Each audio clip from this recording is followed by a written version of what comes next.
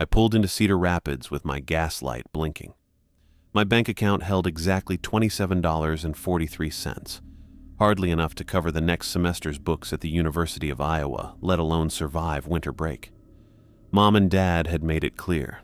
This year, I needed to build character by funding my own education. Translation: they were still mad about my switch from pre-med to English Lit. I filled up my tank with $15 of gas at a Sunoco station just off Highway 13, leaving me with barely enough for a couple of meals. As I walked inside to pay, a white sheet of paper taped to the door caught my eye. Help wanted. Evening shift. Apply within. This looked like perfect timing, and I wasn't going to pass it up. The inside of the gas station looked like any other. Fluorescent lights buzzing overhead, aisles of snacks and necessities, coolers lining the back wall. A middle-aged guy with a receding hairline stood behind the counter punching numbers into a very old register. "Excuse me," I said, approaching the counter. "I saw the help wanted sign. Who do I talk to about applying?" He looked up, eyes checking me from head to toe. "You're talking to him. I'm Robert. I own the place." He closed the register drawer with a ding. "You looking for work?" "Yes, sir. I'm James Wilson. I'm home from college for winter break and could really use the money." Robert nodded. "Ever worked retail before?" "I worked at a bookstore last summer." "Good enough. When can you start?" I blinked, surprised by the lack of formality. No application, no interview. Today? Now?" "Perfect. Evening shift runs from 5 to 1:30 in the morning. Pays $12 an hour, cash every Friday." He stuck out his hand. "Welcome aboard." I shook it, wondering if I should question why he'd hire a complete stranger on the spot. But my empty wallet made the decision for me. "I'll get you some paperwork when you come in tonight," Robert said. "Show up at 4:30 and Bruce will train you." I drove to my parents' house feeling both relieved and suspicious. Jobs didn't usually fall into your lap that easily. But money was money, and beggars couldn't be choosers. When I returned to the gas station that evening, Robert handed me a stack of tax forms and a red vest with the Sunoco logo. He gave me a 5-minute tour of the place, showing me how to work the register and where they kept the cleaning supplies.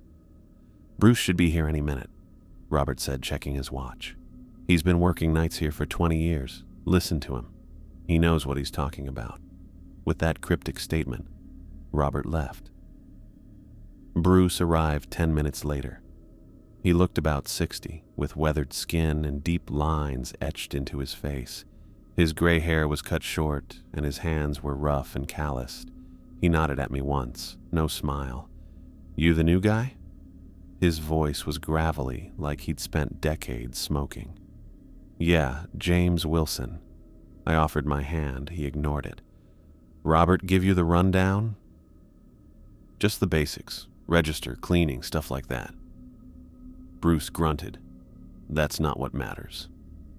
He reached into his pocket and pulled out a folded piece of paper.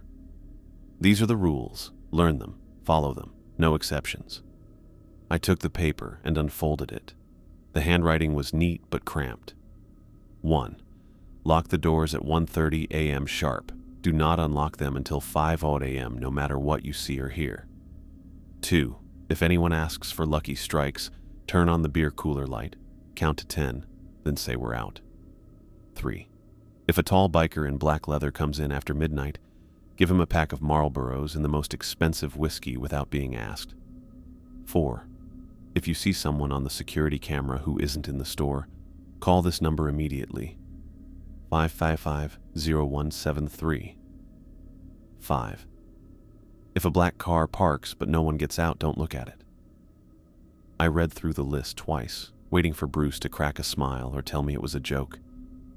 He didn't. "What is this?"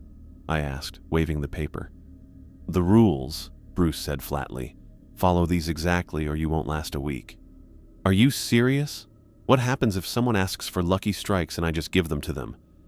Bruce's eyes narrowed. "You won't do that. Not if you want to keep working here." I laughed, trying to ease the tension. "Come on, man." What's the real deal with these rules?" "That is the real deal." His tone left no room for argument. "Robert lets me handle the night shift my way because my way works. You want this job? You follow the rules." I pocketed the paper, figuring it was easier to humor him than argue. "Sure, whatever you say." Bruce spent the next hour showing me the security system, how to manage inventory, and where the panic button was located. The whole time he kept glancing at the windows, as if expecting someone or something to appear. "I'll be back tomorrow night to check on you," Bruce said as he left. "Stay behind the counter as much as possible." After he was gone, I pulled out the rules again and read them over. The whole thing seemed like the paranoid ramblings of a weird old man who'd been working alone at night for too long. I tucked the paper under the register and decided not to worry about it. The next 2 evenings passed without incident. I served customers, stocked shelves, and scrolled through social media when business was slow. The rules sat forgotten under the register. On my 3rd night, things changed. It was a slow Wednesday in December. The cold had kept most people home, and I'd only had a handful of customers after 10 o'clock. By 1 a.m., I was alone in the store, watching YouTube videos on my phone. The clock hit 1:30 a.m. I remembered the first rule and looked at the doors. They were supposed to be locked now, according to Bruce's list. I paused, then figured I might as well do it. I couldn't see any reason not to, and Robert might come by to check. I walked around the store, turning the deadbolts on both the front and side entrances. Back at the register, I settled in for the final hours of my shift. At 1:47 a.m., I heard it. A soft but distinct tapping sound coming from the front of the store. Tap, tap, tap. I looked up from my phone. Through the glass doors, I could see someone standing outside. At first glance, it looked like a person, maybe a customer who didn't notice we were closed. I was about to wave them away when something about their outline made my skin crawl. Their proportions were wrong. The arms hung too low, nearly reaching the knees. The neck bent at an angle that would snap human vertebrae. And though I couldn't make out a face in the darkness, I could feel it watching me. Tap, tap, tap. Its finger against the glass was long and bent, like a broken pencil. It tapped with mechanical precision, never changing rhythm or force. I backed away from the counter. Every instinct told me not to approach the door, not to get a closer look. I went to the back office where the security monitors showed every angle of the store and parking lot. On camera, the thing looked even more unnatural. Its movements were jerky as it circled the building, trying each door, each window, tapping, always tapping. The cameras didn't capture its face, just a blur where features should be. For 17 minutes, I know because I watched the clock, the thing continued its circuit of the building. Then, at 2:04 a.m., it simply walked away, movements still wrong and disjointed, into the darkness beyond the parking lot lights. I spent the rest of my shift in the office watching the monitors, holding the rules. When morning came, I waited for Bruce in the parking lot.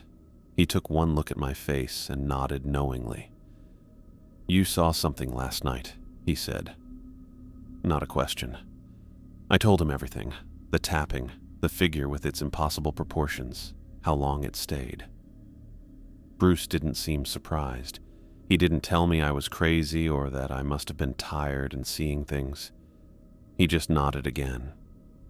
"That's why we have the rules," he said simply. And in that moment, I knew the other 4 rules weren't jokes either. Something was very wrong with this gas station, and if I wanted to make it through winter break, I needed to take Bruce's warnings seriously. 5 days into my new job at the Sunoco, and I'd gotten pretty good at jumping at shadows.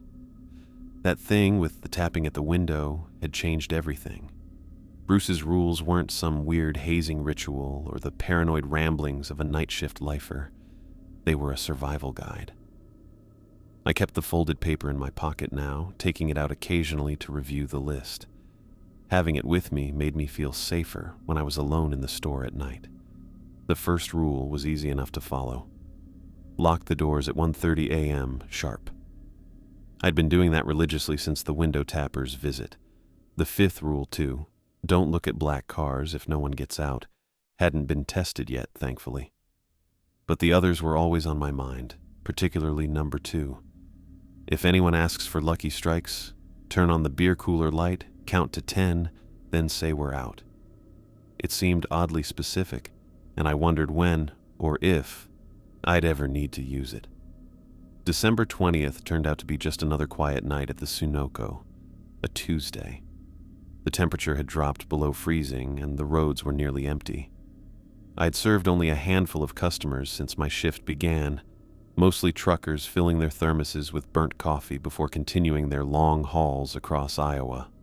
Around 10, I decided to make myself useful by restocking the candy aisle. The mindless task of arranging Snickers and M&M's packets kept my hands busy while my mind wandered to the essay I needed to finish over break. Something about symbolism in Melville that I'd been putting off for weeks. By 11, the station had been empty for over an hour. I was scrolling through Instagram, looking at photos of friends enjoying their vacations in places much warmer than Cedar Rapids, when the front door chimed. I glanced up to see a man in a gray business suit step inside. There was nothing immediately unusual about him. Average height, well-dressed, carrying himself with the confidence of someone used to being in charge. But something about the way he moved seemed too precise. Each step covered exactly the same distance. His head turned in stiff, robot-like movements as he looked around the store. He walked down the chip aisle, picked up a bag of plain potato chips, then set it back down in the exact same spot. He repeated this with a candy bar in the next aisle. Not once did his facial expression change. The back of my neck prickled with unease. After a few minutes of this strange browsing, he approached the counter. Up close, I noticed more details that made me even more uncomfortable. His suit looked like something from the 1950s, well made, but oddly dated. His skin had an artificial smoothness to it, like plastic. "Good evening," he said. The words were perfectly pronounced, but there was no warmth in them, no humanity. "I would like to purchase a pack of Lucky Strikes, please." My stomach dropped. Rule 2. This was Rule 2 happening right in front of me. The man's eyes locked on mine, and I almost backed up. They didn't look real, just empty and lifeless. His eyes were flat and dead, staring at me without blinking. "Lucky Strikes," I repeated, trying to keep my voice steady. My hand moved to the beer cooler light switch under the counter. I flipped it on, watching as the neon sign in the back of the store buzzed to life. 1, 2, 3. The man didn't blink. Not once. 4, 5, 6. His head tilted slightly like a bird studying something curious. 7, 8, 9.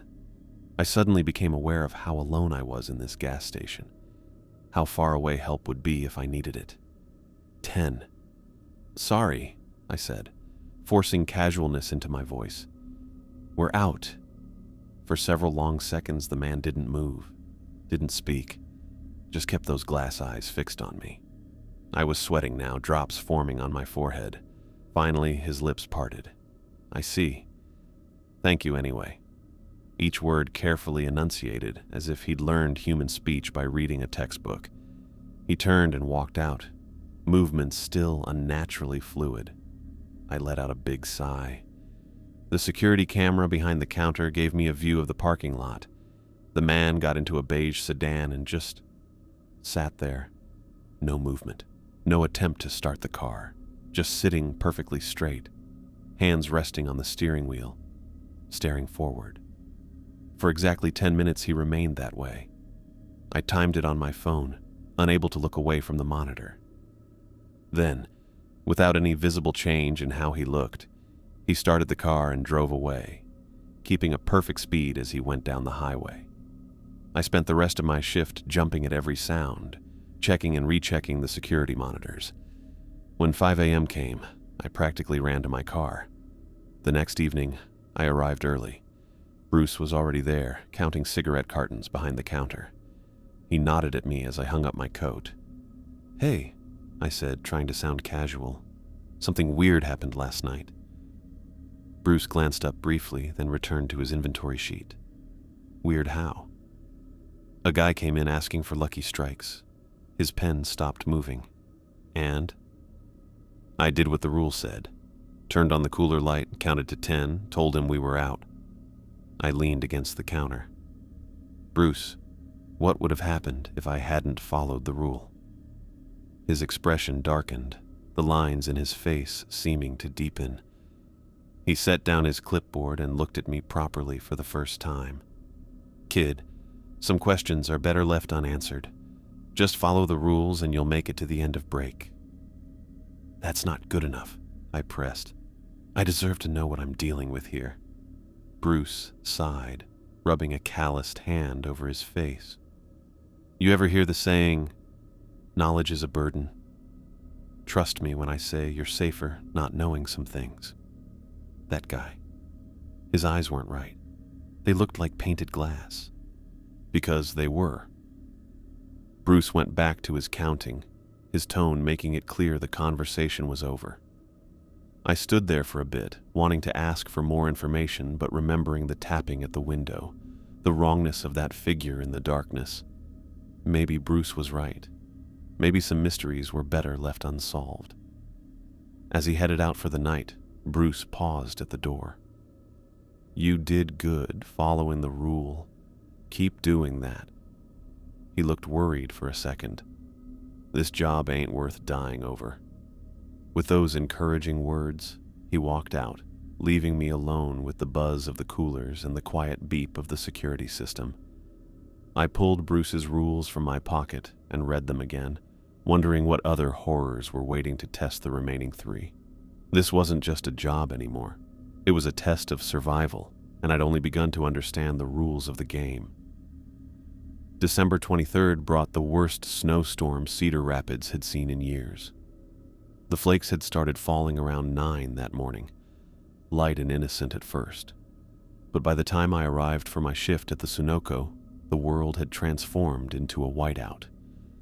I spent the first few hours watching the occasional brave soul pump gas with hunched shoulders before hurrying back to their cars. After 8 p.m., the customers stopped coming altogether. I kept the rules folded in my back pocket now, their creases deepening with each passing day. Whenever I felt that nagging doubt, that voice suggesting maybe this was all just Bruce's way of messing with the new guy, I thought about the thing with its wrong proportions tapping at the window, or the man with glass eyes asking for lucky strikes. The rules had saved me twice now. I wasn't about to start questioning them. The roads outside shined under the parking lot lights, covered in a smooth blanket of snow unmarked by tire tracks. No one in their right mind would be driving tonight. Not in this. I'd already called my parents to let them know I might need to sleep at the station if the roads didn't clear by closing time. I used the quiet hours to clean everything twice over. The coffee machine sparkled, the floor shined. I'd even organized the candy bars by color, then by size, then alphabetically. Anything to keep my mind occupied and my eyes from drifting to the darkness beyond the windows. By midnight, I was back behind the counter, flipping through a paperback I'd brought from home. The heating system made a low noise. The coolers buzzed. Outside, the snow continued to fall, thick and heavy, muffling the world. That's when I heard it. The unmistakable rumble of a motorcycle engine cutting through the silence. My head snapped up. A motorcycle? In this weather? The temperature had dropped to 15 degrees, and the snow was at least 8 inches deep on the ground. No one would be crazy enough to ride a motorcycle tonight. The engine grew louder, then cut off abruptly. I set my book down and looked out the front windows. Through the curtain of snow, I could make out a large shape near the gas pumps, but no headlight, no movement. The door chimed. A figure stood in the entrance, so tall he had to duck to clear the door frame. He must have been close to 7 feet. His bulk filled the doorway completely, blocking the view outside. He wore motorcycle leathers from head to toe, thick and worn, with a black helmet that had a dark visor pulled down, making it impossible to see his face. Rule 3 flashed in my mind. If a tall biker in black leather comes in after midnight, give him a pack of Marlboros and the most expensive whiskey without being asked. My mouth went dry. I hadn't had to test this rule yet. The biker stood motionless just inside the door, snow melting off his leather jacket and forming small puddles on the freshly mopped floor. He made no move toward the counter, yet I could feel his attention fixed on me, even through that impenetrable visor. I swallowed hard and reached beneath the counter where we kept the cigarettes. My fingers closed around a pack of Marlboros. Then I turned to the locked cabinet behind me where Robert stored the high-end liquor, the stuff that most gas station customers didn't bother with. I fumbled with the keys, very aware of the biker's presence, still unmoving, still silent. The most expensive bottle was a Macallan whiskey that cost more than I made in 2 shifts. I grabbed it and turned back to face the counter.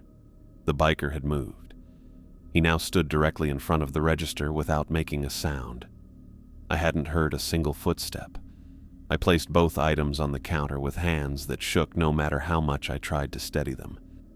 "Here you go," I said, my voice barely audible. The biker didn't respond. For what felt like minutes, but was probably only seconds, he stayed completely still. Then slowly, he reached for the offerings. As his arm moved, the sleeve of his jacket rode up slightly. What I saw wasn't skin. Not human skin, anyway. It was covered in what looked like scales, dark green with black spots that shined under the store lights. They weren't tattoos.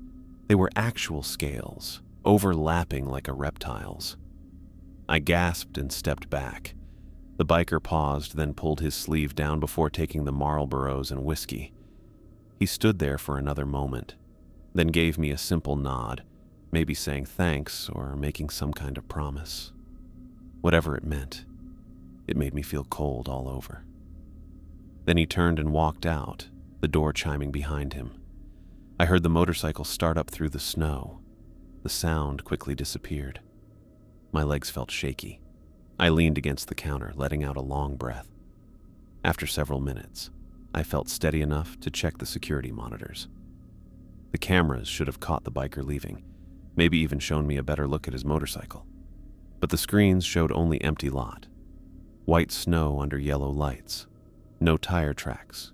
No footprints. No sign that anyone had come or gone in the last several hours. I checked the recording, looking at every camera angle covering the lot and the roads leading to and from the station. Nothing.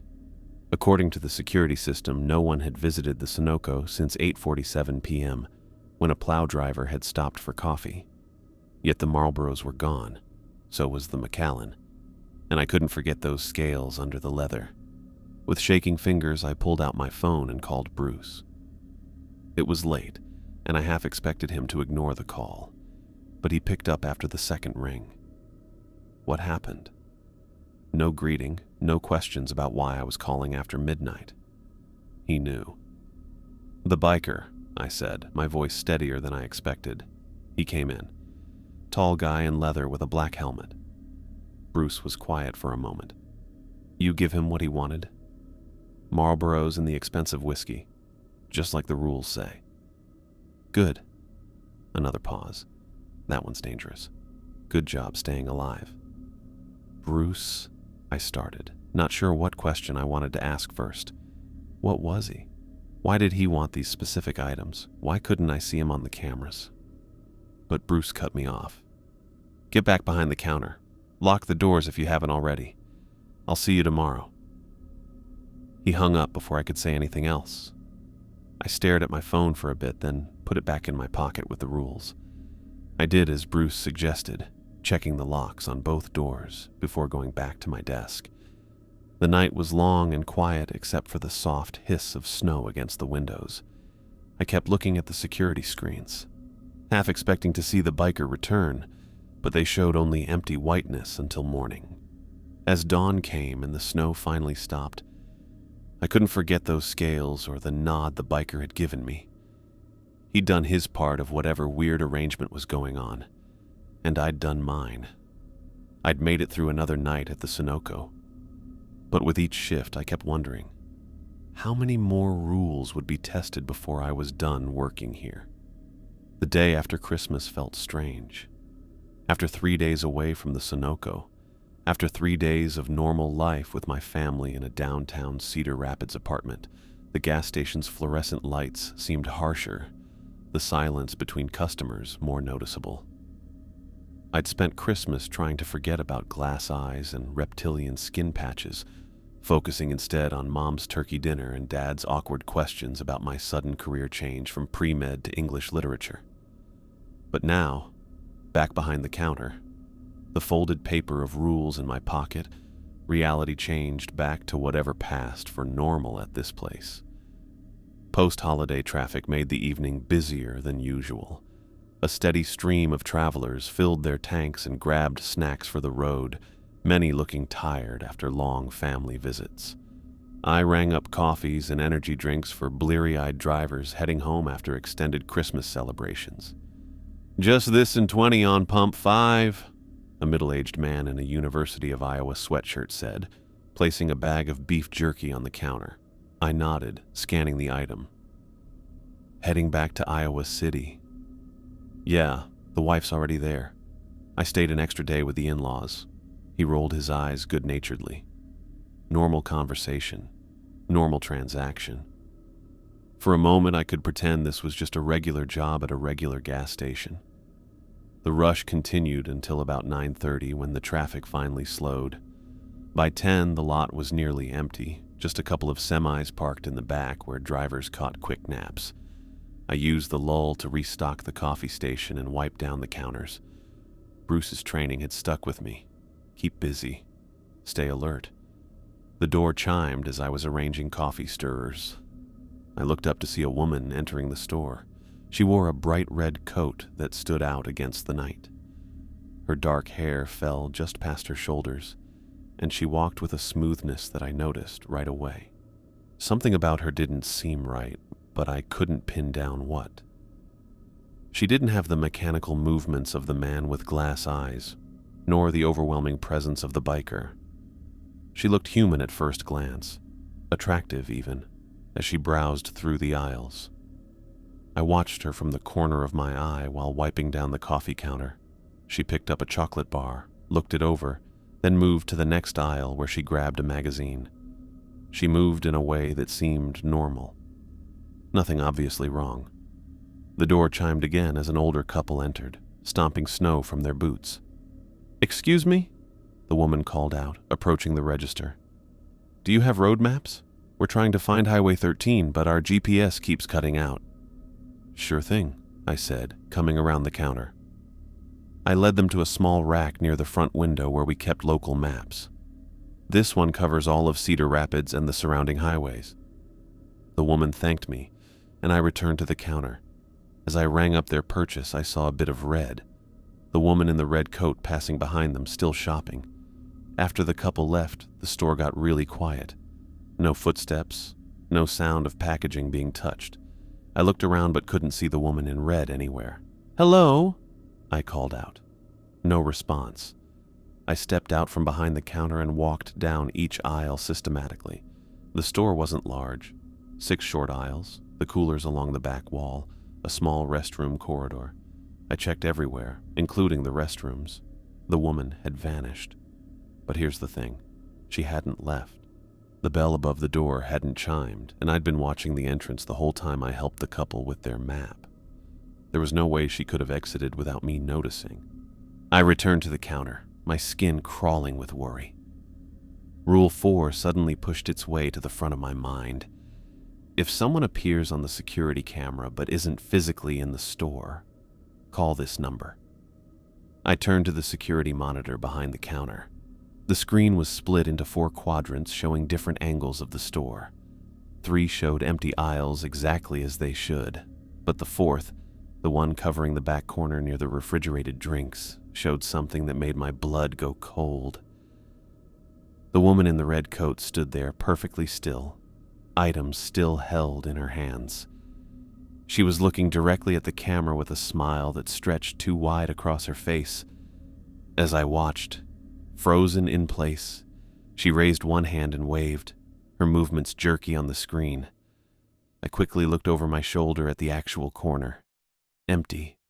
Completely empty. She was only visible on the camera.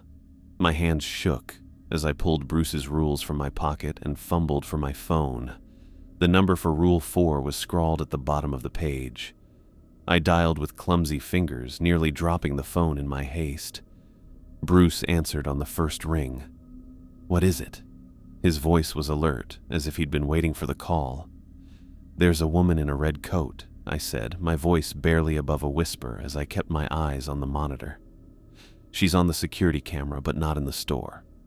Rule 4. Bruce was quiet for a moment. "Don't look away from the monitor. Don't approach where she's standing. I'll be there in 15 minutes. "What should I—" "Stay at the counter. Watch her. If she moves, don't follow." He hung up. For the next 15 minutes, I stood still behind the counter, my eyes glued to the monitor. The woman barely moved, just a slight swaying like she was listening to music only she could hear. That smile stayed on her face the whole time. Sometimes she would look right into the camera and her smile would get even wider, showing teeth that seemed too many, too sharp. No customers came in, thankfully. I'm not sure I could have paid attention to them while keeping watch on the monitor. Bruce arrived exactly when he said he would. He came through the front door without his usual relaxed attitude, looking dead serious. He had on a heavy coat and was carrying what looked like a duffel bag. "Where?" he asked without preamble. I pointed to the monitor, then to the corresponding corner of the store. "Back by the energy drinks. She's just standing there." Bruce nodded, setting his bag on the counter. He unzipped it and removed several items I couldn't quite make out, something that looked like salt, a small bottle of clear liquid, and what appeared to be a bundle of dried herbs. "Listen carefully," he said, his voice low and serious. "Stay behind the counter. Don't turn around, no matter what you hear. Don't look back there until I tell you it's safe. Understand?" I nodded, my mouth too dry to speak. Bruce took a deep breath, then went toward the back corner. I kept my eyes forward as told, looking at the door and the night beyond the windows, but I could still see the monitor from where I stood. On screen, the woman's smile grew impossibly wider as Bruce came closer. She seemed to know he was coming for her, even though he wasn't visible on that particular camera angle. What happened next was hard to process. On the monitor, Bruce stepped into frame, standing directly in front of the woman. His back was to the camera, but I could see him speaking, though no sound came through the cameras. The woman's smile never changed as she responded, her lips moving too fast, making words no human mouth should be able to speak. Behind me, I heard whispering. Actual whispering from the corner that should have been empty. I held the edge of the counter, fighting the urge to turn around. The whispers got louder, a fast stream of words in a language I didn't know. Bruce's voice joined in, lower, steadier, saying words that sounded ancient. A sound like rushing wind filled the store, though nothing moved. Not the papers by the register, not the hanging display of keychains. It was wind without air, noise without source. The lights blinked once, twice. The temperature dropped so suddenly I could see my breath. On the monitor, the woman's smile finally changed. Her face twisted in what might have been anger or pain. She reached toward Bruce with hands that suddenly seemed longer, fingers stretching beyond human proportions. Bruce raised something, the bundle of herbs, now smoking, and made a motion I couldn't quite follow. The rushing sound grew stronger. The whispers became a single high-pitched note that made my teeth hurt. The security monitor jumped with static, breaking up the image. For a brief moment, I saw the woman's face change. No longer human-like, but something hollow, with too many angles and eyes that shined like an animal's. Then the screen went black. The wind sound stopped suddenly. The temperature returned to normal. 10 minutes passed in complete silence. I stood frozen at the counter, eyes straight ahead as told. though every part of me wanted to look, to run, to do anything other than wait. Finally, Bruce's voice came from behind me. "It's over." I turned slowly. Bruce stood there looking worn out, his face pale, shoulders drooping. He was using a rag to wipe away what looked like black oil or ink from his fingers. "What was that?" I asked, my voice hoarse. Bruce shuffled to the counter and leaned heavily against it. Exactly what Rule 4 was designed for. He continued cleaning his hands methodically. Some things slip through from other places. This station sits on a weak spot between here and... He paused, searching for words. Elsewhere. Elsewhere? Places not like here, places with different rules. He tossed the blackened rag into his bag. "That's why we have our own rules. They keep the balance." I looked toward the corner where the woman had been on the monitor. There was no trace of her presence, no sign anything unusual had happened there. Was she going to hurt someone? Bruce zipped up his bag and was done. She was already hurting someone. You just couldn't see it. He straightened up with a struggle. "The night I first noticed you'd actually locked the doors at 1:30, I knew you might make it. Most don't follow the rules until it's too late." "Is that why Robert hired me so quickly? Because most people don't last?" Bruce gave a short, humorless laugh. "Robert knows what this place is. He needs people who can adapt, who can follow instructions without necessarily understanding why." He looked at me with something like approval. "You're doing better than most." He headed for the door, then paused. "Lock up at 1:30, sharp. After what happened tonight, others might be curious." "Others like her?" "Different, but similar enough." Bruce pushed the door open. "You'll probably have a quiet night. They usually need time to regroup after one gets sent back." The days after the incident with the woman in red felt strangely normal. I kept expecting more supernatural encounters, but the gas station got quiet. Customers came and went. I stocked shelves. The register sometimes jammed. Bruce checked in each night with a short nod that seemed to say, "Still alive? Good." I'd started keeping count of my remaining shifts. 3 days until the end of winter break, 3 more nights at the Sunoco, and then back to campus, back to classes, back to a world where the rules made sense and things that showed up on security cameras actually existed in real life. The afternoon shift had been busy. Lots of regulars filling their tanks and grabbing snacks. By 7, though, things had slowed down. I leaned against the counter, sorting through the cigarette display that needed more stock. We were low on Marlboros after the biker's visit. I made a note to ask Bruce about ordering more, just in case our scaled friend came back. Through the front windows, I saw a black Cadillac pull up to pump 3. The car looked old, maybe from the 70s, with clean lines and very black paint that didn't shine at all. Its windows were all blacked out, and I couldn't see anyone inside. I waited for someone to get out, ready to turn on the pump from my register. After a minute with no one coming out, I remembered Rule 5. If a black car parks but no one gets out, don't look at it. I gripped the pack of Newports I was about to put away. I turned my back to the window and focused on the cigarette rack really hard. The colorful packs became super interesting as I carefully arranged them by brand, size, and price. 5 minutes passed, then 10.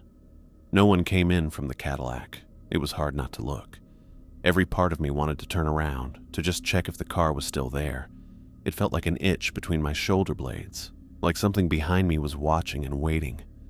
"This is stupid," I muttered to myself, rearranging the camels for the 3rd time. "It's just a car." But after everything I'd seen, I knew better. The man with glass eyes, the biker with scales, the woman who existed only on camera. None of these things were just anything. Still, what harm could come from one quick glance? All the other rules had specific actions to take. Rule 5 just said, "Don't look." It didn't explain why or what would happen if I did. 10 minutes. That's a long time for someone to sit in their car without coming inside or pumping gas. I couldn't resist anymore. I turned a little, telling myself I wasn't really looking, just getting comfortable. From the side of my vision, I noticed the Cadillac, still at pump 3, silent and dark. Nothing happened. No supernatural terror. No immediate consequences. Feeling braver, I turned all the way toward the window and looked straight at the car. The moment I focused on the Cadillac, everything changed. The car looked bigger somehow, taking up the whole window. The black paint seemed darker than normal, like it was swallowing all the light around it. As I kept looking, the car started to blend with the darkness behind it. A low buzz started in my ears. Then came whispers, too quiet at first, then getting louder. We can show you everything. All the answers. Come outside. The voices talked directly to my mind. They knew what I wanted. Explanations for the things I'd seen. Understanding of what this place really was. The knowledge was right there, waiting in that car. All I had to do was step outside. My legs started moving on their own. I stepped out from behind the counter while staring at the Cadillac. The whispers got excited, encouraging. Yes, come to us. So close now. Just a few more steps. I was halfway to the door when it burst open. Bruce charged in, looking worried. He grabbed my shoulders and physically turned me away from the window. Don't look back, he ordered, his voice cutting through the whispers like a knife through fog. Keep your eyes on me. The world snapped back into focus. The buzzing stopped. The whispers cut off mid-promise. I blinked rapidly, my mind clearing as though waking from a dream. What? I started to turn back toward the window. Bruce's grip tightened. I said, don't look. He moved us behind the counter, putting himself between me and the window. Is your head clear? I nodded, though it wasn't entirely true. The whispers were still bouncing around in my head, with promises of knowledge lingering in my thoughts. The car, I said. What was in it? Nothing you want to meet. Bruce glanced over his shoulder, then relaxed slightly. It's gone now. I realized he was right. The pump was visible again, and the space where the Cadillac had been sat empty. How did you know? I asked. Bruce let go of my shoulders, satisfied I wasn't going to run for the door. I was on my way in for my shift when I saw it, recognized what was happening. He shook his head, looking disappointed. You looked at it, didn't you? I couldn't lie, not after he'd just saved me. Yeah, I got curious. Curiosity. Bruce said the word like it was a disease. That's what they feed on, some of them. They use it like bait, like a hook. They make you want to know, make you need to see, and then they reel you in. He moved to the coffee machine and poured himself a cup, his hands steady despite what had just happened.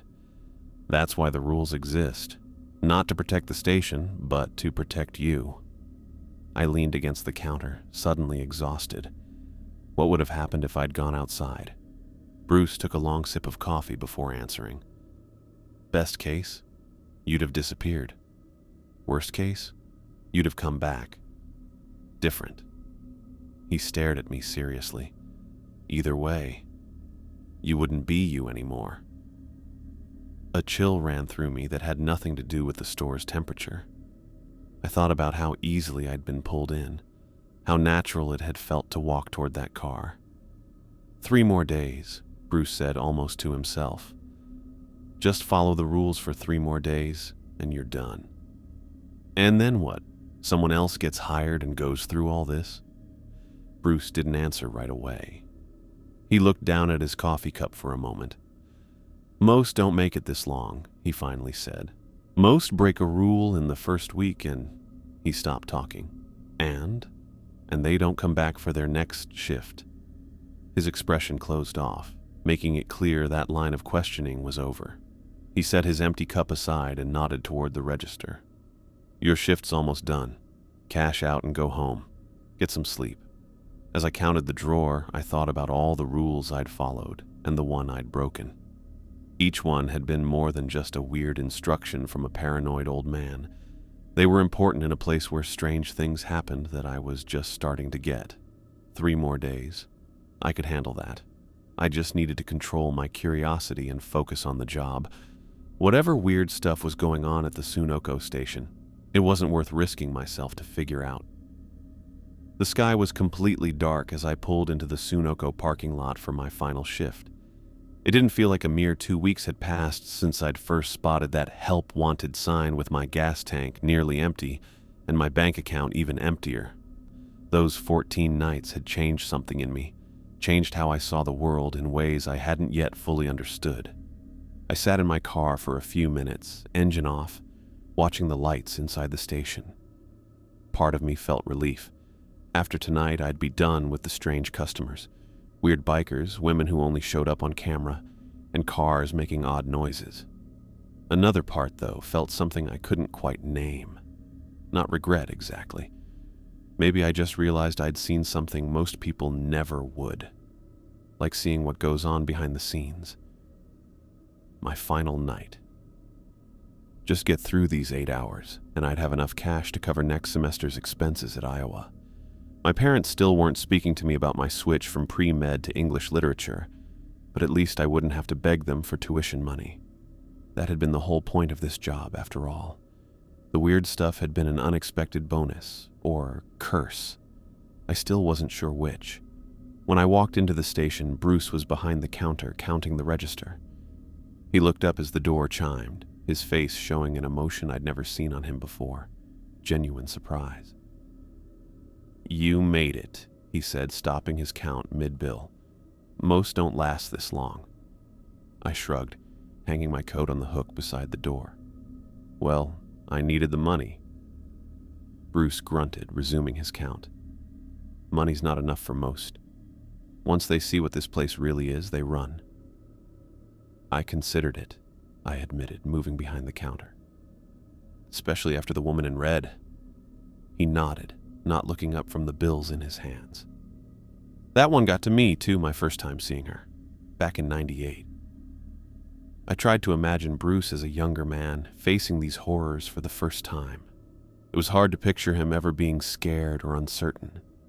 He'd always been a part of this place for as long as anyone could remember. After finishing his count, Bruce reached into his pocket and pulled out an envelope. "Final paycheck," he said, sliding it across the counter. "Robert added a bonus. Said you're the first person in 3 years to complete a full holiday break." When I opened the envelope, I found not just the expected cash, but something else. A small silver pendant shaped like an eye. It hung on a simple leather cord. "What's this?" I asked, holding it up. Bruce's expression remained neutral, but his voice softened slightly. "Wear it if you decide to come back next break. It helps with the things you can't see." I looked at the pendant. It didn't look special, no strange markings or obvious magical properties, just a stylized eye about the size of a quarter.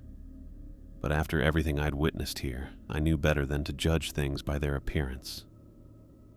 "Thanks," I said, slipping it into my pocket alongside the cash. "But I'm not sure I'll be back." Bruce shrugged. That's what they all say. He grabbed his coat from the back office. "Either way, you earned it."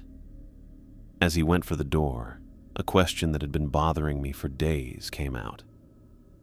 "Bruce," I called after him, "will you ever leave this place?" He stopped, hand on the door. For a moment, I thought he wouldn't answer. Then, without turning around, he said, "The station needs someone who knows the rules." He pushed the door open, letting in a blast of cold January air. Always has. The door swung shut behind him, and I was alone for my final shift. The night started quietly. A few regulars stopped by. The same truck drivers I'd come to know, a couple of college students loading up on energy drinks for late-night study sessions. I rang them up feeling weird about it being the last time, knowing I'd likely never see them again. Around midnight, something odd happened. I was wiping down the coffee counter when I noticed a shadow on the wall cast by the napkin dispenser. Nothing unusual about that, except the shadow moved left while the dispenser remained perfectly still. Just a small move, barely noticeable. If I hadn't been looking directly at it, I would have missed it entirely.